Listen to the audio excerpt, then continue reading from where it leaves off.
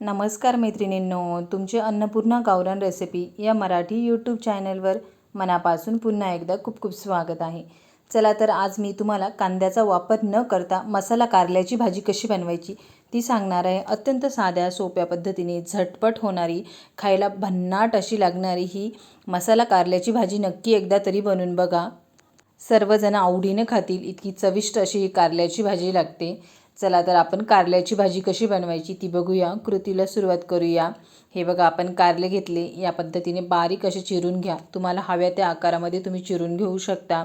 त्यांना स्वच्छ 2 ते 3 पाण्याने धुवून घ्या, मिठाच्या पाण्याने पण धुवून घ्या। लसूण, हिरव्या मिरच्या, कोथिंबीर घेतली, त्याला आता एका मिक्सरच्या भांड्यामध्ये टाकून घेऊया व याचं वाटण करून घेऊया। या पद्धतीने वाटण करून घ्या।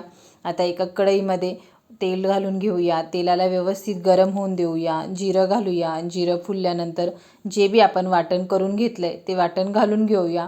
तेलामध्ये व्यवस्थित परतून घेऊया। जितकं व्यवस्थित परतलं जातं तितकं कारल्याची भाजी खायला चविष्ट अशी लागते। या पद्धतीने परतून घ्या। परतल्यानंतर त्याच्यामध्ये आता आपण हळद पावडर टाकूया। तुमच्या घरामध्ये जो बी रेग्युलर तुम्ही गरम मसाला बनवत असाल तो आता गरम मसाला घालून घेऊया। तुमचं कारलं कितपत आहे त्या अंदाजानुसार तुम्ही मसाला घालू शकता। मी पोह्याचा 1 चमचा इतका गरम मसाला घालून घेतला आहे। त्याला तेलामध्ये व्यवस्थित परतून घेतलं आहे। त्याच्यामध्ये आता आपण हे कारले घालून घेऊया आणि त्याला मिरची मसाल्यामध्ये व्यवस्थित परतून घेऊया। त्याच्यामध्ये आता आपण चवीनुसार मीठ टाकून घेऊया। लो टू मीडियम गॅसवर कारल्याला व्यवस्थित परतून घेऊया। एकीकडे आता आपण पाणी गरम होण्यासाठी ठेवले, पाण्याला व्यवस्थित गरम होऊन देऊया। पाणी गरम झाल्यानंतर आता आपण 1 ग्लास इतकं पाणी घालून घेऊया, त्याला व्यवस्थित मिक्स करून घेऊया। गरजेनुसार मी अगदी थोडासा गूळ घेतला आहे। गूळ हा जास्त घेऊ नका, तुमचं कारलं कसं आहे त्या अंदाजानुसार तुम्ही गूळ घालू शकता। आता गुळाला व्यवस्थित घालून घेऊया। तुम्ही गूळ जर खात नसाल तर गुळाऐवजी साखर जरी घातली तरीही चालेल। त्याला व्यवस्थित मिक्स करून घेऊया आणि कारल्याला लो टू मीडियम गॅसवर व्यवस्थित शिजून घेऊया। हे बघा, आता आपण झाकण काढलं आहे, आपलं कारलं किती व्यवस्थित शिजलं आहे तुम्ही बघू शकता। त्याच्यामध्ये अगदी थोडासा आता जाडसर शेंगदाण्याचा कूट घालून घेऊया व त्याला पण व्यवस्थित मिक्स करून घेऊया।